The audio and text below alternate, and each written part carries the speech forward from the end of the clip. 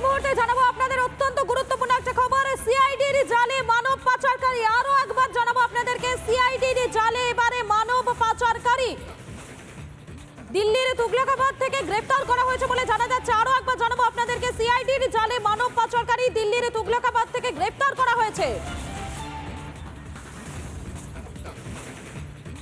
অত্যন্ত গুরুত্বপূর্ণ একটি খবর আপনাদেরকে জানাচ্ছি। এবারে সিআইডির জালে মানব পাচারকারী দিল্লির তুগলকাবাদ থেকে গ্রেফতার করা হয়েছে তাদের, এবং ধৃত বুদ্ধদেব গণ ও সোনিয়া ফকির ধৃতদের কলকাতা আনছে সিআইডি, অন্তত এমনটাই জানা যাচ্ছে।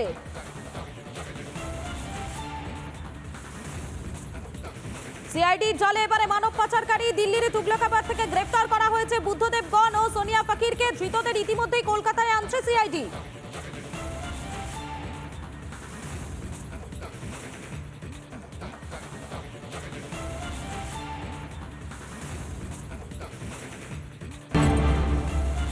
টিউবওয়েল বসানোর নাম করে বাঁকুড়ার ইন্দোপুরে সেখানে তৃণমূল নেতার কোটি কোটি টাকা দুর্নীতির অভিযোগ। টিউবওয়েল না বসিয়ে টাকা ঢুকছে ঠিকাদার তথা তৃণমূল ব্লক সভাপতির অ্যাকাউন্টে।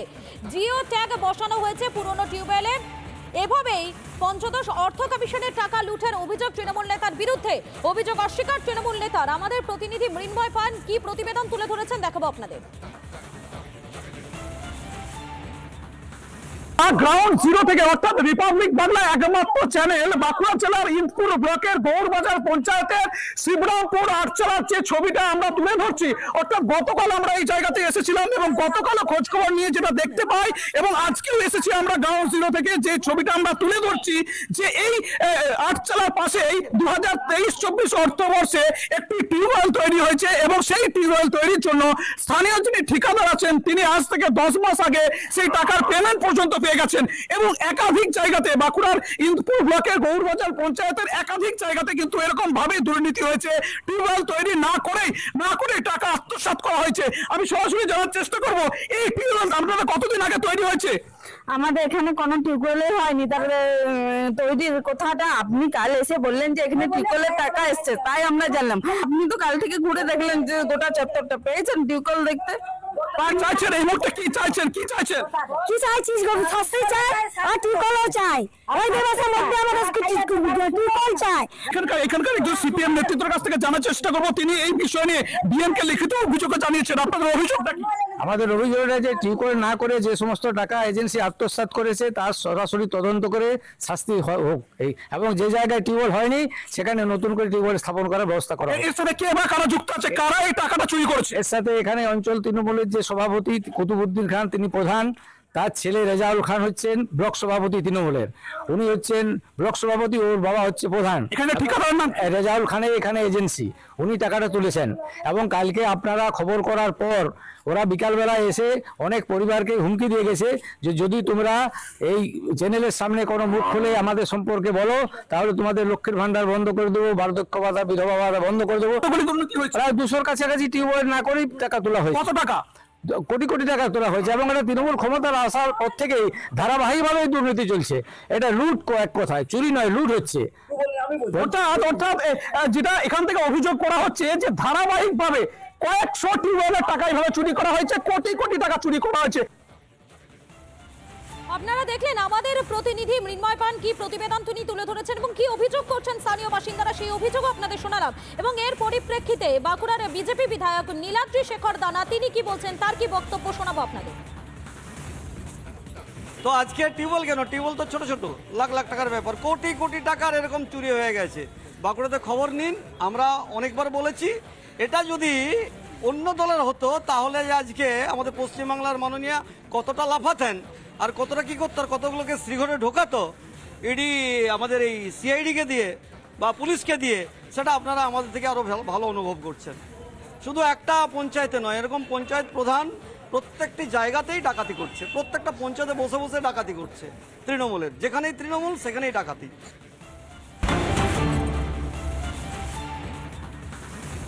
সোনারপুরে বিজেপি ও তৃণমূল সংঘর্ষ, বিজেপি কর্মীর ওপর হামলার অভিযোগ, ধারালো অস্ত্র দিয়ে কোপানোর অভিযোগে গোবিন্দ অধিকারী সহ আরো দুজনকে, ঘটনায় ইতিমধ্যে একজনকে গ্রেফতার করা হয়েছে।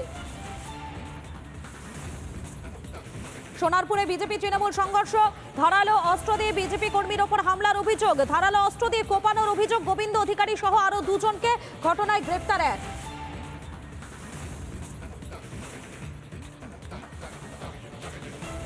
রাতে তো আমি ঘুমোচ্ছিলাম, আমি যখন জানি না আমাকে পাশে বাড়ি বউ একটা ডাকলো যে রুমে ওঠো, এরকম দেখো কি হয়েছে। তখন আমি বেরিয়ে এসে দেখলাম যে মেঘার এখানটায় বসা পুরো রক্ত ভর্তি, আর আমি ব্লাড দেখতে পাই না, আমার শরীর খারাপ হয়েছিল, আমি ভিতরে আর ঢুকিনি। পরে ওরা ফোন টোন করে অ্যাম্বুলেন্স আনলো, অ্যাম্বুলেন্স করে ওই গোবিন্দদাকে ওনার ছেলেকে আর মেয়ে মানে ওরা নিয়ে গেল হসপিটালে। এই যেতে দিন আগে একটা কুকুর মারাকে কেন্দ্র করে একটা কেস হয়েছিল। তা সেখানে সুভাষ দেবনাথের পরিবারের তিনজনের নামে কেস হয়েছিল। কেসটা করেছিল পার্শ্ববর্তী গোবিন্দ অধিকারী। এবার গোবিন্দ অধিকারী কেসটা করবার পর ওনাদের তিনজনেরই জামিন হয়, কিন্তু আজকে ভোরবেলা প্রায় 3:20 নাগাদ যখন আমার কাছে ফোন এসছে, তখন ভাঙড় হাসপাতালে তিনজনকে নিয়ে যাওয়া হয়েছে। ঘটনা হয়েছে কাল রাতে 3টে থেকে 3:30টার সময় হঠাৎ দেখি আমরা এরকম ঘটনা যে আমাদেরই একজন মানে দলীয় কর্মী, তার ঘরে বিজেপির দলের কর্মী, তাকে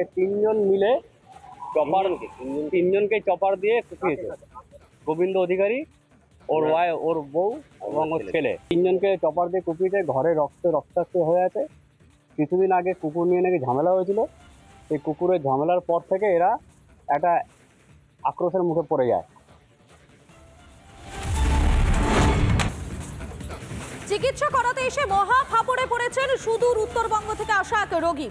অপারেশন সফল না হয় চিকিৎসকের কাছে গেলে রোগীকে শুনতে হলো বিরক্ত করবেন না। হ্যাঁ, ঠিকই শুনছেন, এমনটাই শুনতে হলো এক রোগীকে। উত্তরবঙ্গ মেডিকেল কলেজ ঘুরে সমাধান না হওয়ায় তিনি এসেছেন এসএসকেএমে। 1 মাস আগে চোখের অপারেশন হয়। অভিযোগ অপারেশন হলেও তা সফল হয়নি। গত 2রা জুলাই ফের অপারেশন করার কথা ছিল। আজ 6 তারিখ হয়ে গেলেও এখনো পর্যন্ত হয়নি অপারেশন। অন্তত এমনটাই অভিযোগ করছেন রোগী এবং তার পরিজনেরা।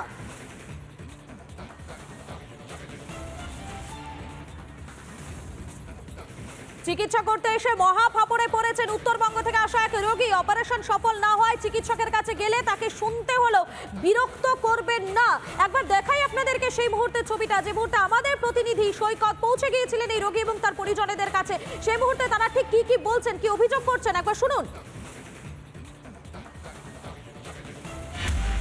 গোটা রাজ্যের বিভিন্ন জেলায় সরকার তৈরি করেছে সুপার স্পেশালিটি হসপিটাল, কিন্তু সুপার স্পেশালিটি হসপিটালে ঠিকঠাক ট্রিটমেন্ট হচ্ছে না বলেই রাজ্যের কলকাতার যে 5টি মেডিকেল কলেজ হসপিটাল, সেই মেডিকেল কলেজ হসপিটালে প্রত্যেকটি বিভাগের সামনে লম্বা লাইন, ওপিডি বিভাগের সামনে লম্বা লাইন।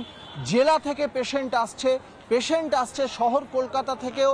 তেমনি উত্তরবঙ্গ মেডিকেল কলেজ থেকে একজন পেশেন্ট বিগত 3 থেকে 4 দিন ধরে এসএসকেএম হসপিটালে পড়ে রয়েছেন এবং তার পেশেন্ট পার্টি বলছেন তার পেশেন্ট অর্থাৎ তার বাবা চোখের সমস্যা হয়েছিল, কিন্তু উত্তরবঙ্গ মেডিকেল কলেজে তারা ট্রিটমেন্ট পাননি, ফলে এসএসকেএম হসপিটালে এসেছেন। তার সঙ্গেই কথা বলবো, কবে এসেছেন এবং এখন পেশেন্টের কি অবস্থা? আমি 3 তারিখ এসেছি। 2 তারিখ অপারেশনের কথা ছিল, 2 তারিখ হয়নি। আমাদেরকে এখন কবে হবে ওটা বলছে না, আমরা ওই অপেক্ষায় আছি। ম্যাডামের সাথে কথা বললে বলছে যে বেশি বিরক্ত করবেন না, আপনাকে দেখে নিব যখন আমাদের মনে হবে। এটা কোন ম্যাডাম বলছেন বেশি বিরক্ত করবেন না? ডাক্তার, মানে সেই ডাক্তারের কাছেই দেখাচ্ছেন? হ্যাঁ, সেই ডাক্তার 1 মাস আগে অপারেশন উনিই করেছেন। কোথায় অপারেশন হয়েছিল? এই 5 নম্বর 5 তলায় উপরে এখানে। হ্যাঁ হ্যাঁ, ওটা। তারপরে সমস্যা কি হলো? সমস্যাটা অপারেশনটা সাকসেস হয়নি। এটা ওই ম্যাডাম বলে দিল, 26 তারিখ বলে দিল যে আপনাকে আবার 2 তারিখ অপারেশন হবে, আপনি এখানে থাকবেন ভর্তি। মানে এসএসকেএম হসপিটাল থেকে যে অপারেশন হয়েছিল, এসএসকেএম হসপিটালের অপারেশন সাকসেসফুল হয়নি? না, যার জন্য আবার 2 তারিখ ডাকাই ছিল যে 2 তারিখ আপনার অপারেশন আছে, আপনি আসবেন, আবার আমরা দেখব কি করা যাবে। সমস্যা কি হচ্ছে এখন অপারেশনের পরে? যেটা লেসটা লাগানো হয়েছিল ওটা সরে গেছে, যে দুবার অপারেশন করতে হবে আপনার, যার জন্য আপনার 2 তারিখ আবার আপনার ডেট আছে। এটা কি ওই ডাক্তার ম্যাডামই? ডাক্তার ম্যাডাম বলছে।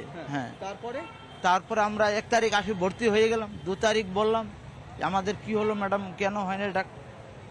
বলছে যে আমার কাছে অত টাইম নেই।